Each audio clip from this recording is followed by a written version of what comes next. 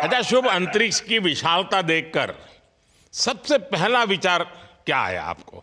प्रधानमंत्री जी, सच में बोलूं तो जब पहली बार हम लोग ऑर्बिट में पहुंचे, अंतरिक्ष में पहुंचे, तो पहला जो व्यू था वो पृथ्वी का था। और पृथ्वी को बाहर से देख के जो पहला ख्याल और पहला जो थॉट मन में आया वो ये था कि पृथ्वी बिल्कुल एक दिखती है। मतलब बाहर से कोई सीमा रेखा नहीं दिखाई देती, कोई बॉर्डर नहीं दिखाई देता। और दूसरी चीज जो बहुत नोटिसेबल थी, जब पहली बार भारत को देखा तो हम मैप पे पढ़ते हैं भारत को, हम देखते हैं बाकी देशों का आकार कितना बड़ा है, हमारा आकार कैसा है, वो मैप पे देखते हैं। लेकिन वो सही नहीं होता, क्योंकि वो एक हम 3D ऑब्जेक्ट को 2D यानी पेपर पे हम उतारते हैं। भारत सच में बहुत भव्य दिखता है, बहुत बड़ा दिखता है। जितना हम मैप पे देखते हैं उससे कहीं ज्यादा बड़ा। और अ, जो वननेस की फीलिंग है, पृथ्वी की वननेस की फीलिंग है, जो हमारा भी मोटो है कि अनेकता में एकता, वो बिल्कुल उसका महत्व ऐसा समझ में आता है बाहर से देखने में कि आ, लगता है कि कोई बॉर्डर एग्जिस्ट ही नहीं करता, कोई राज्य नहीं एग्जिस्ट करता, कंट्रीज नहीं एग्जिस्ट करती। फाइनली हम सब ह्यूमैनिटी का पार्ट है, और अर्थ हमारा एक घर है, और हम सब के सब उसके सिटीजन्स हैं। शुभांशु, स्पेस स्टेशन पर जाने वाले आप पहले भारतीय हैं। आपने जबरदस्त मेहनत की है, लंबी ट्रेनिंग करके गए हैं। अब आप रियल सिचुएशन में हैं, सच में अंतरिक्ष में हैं। वहां की परिस्थितियां कितनी अलग हैं, कैसे एडप्ट कर रहे हैं?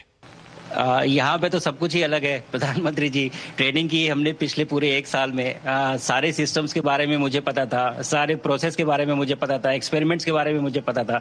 लेकिन यहाँ आते ही सडनली सब चेंज हो गया। बिकॉज हमारे शरीर को ग्रेविटी में रहने की इतनी आदत हो जाती है कि हर एक चीज उससे डिसाइड होती है।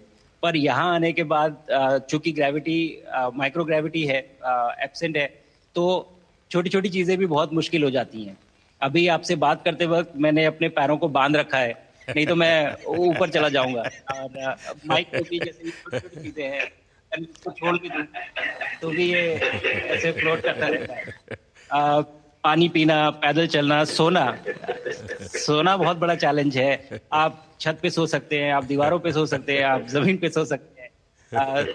तो पता सब कुछ होता है प्रधानमंत्री जी, ट्रेनिंग अच्छी है, लेकिन वातावरण चेंज होता है तो थोड़ा सा यूज टू होने में 1-2 दिन लगते हैं, बट फिर ठीक हो शुभ, जाता है, फिर भारत नॉर्मल की हो जाता है। ताकत साइंस और स्पिरिचुअलिटी दोनों है।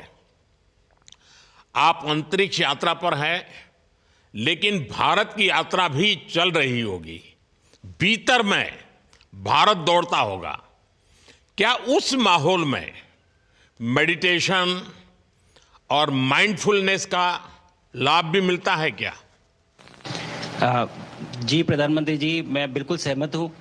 मैं कहीं ना कहीं ये मानता हूँ कि भारत ऑलरेडी दौड़ रहा है, और ये मिशन तो केवल एक पहली सीढ़ी है उस एक बड़ी दौड़ का।